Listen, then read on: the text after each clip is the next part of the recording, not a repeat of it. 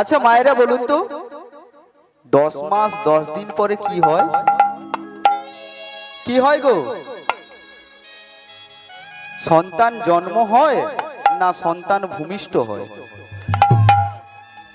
বলো, সন্তান জন্ম হয় না সন্তান ভূমিষ্ঠ হয় 10 মাস 10 দিন পরে? সন্তান জন্ম হয় না, সন্তান 10 মাস পরে ভূমিষ্ঠ হয়। সন্তান যখন তার মায়ের গর্ভে থাকে একদিনের দিন ওই সন্তানটির জন্ম হয়েছে। আর যখন 10 মাস 10 দিন হয়ে যায় তখন ওই সন্তানটি তার মা প্রসব করে, তখন সন্তানটি এই ভূমিতে আগমন হয়, তাই সেটা ভূমিষ্ঠ বলে।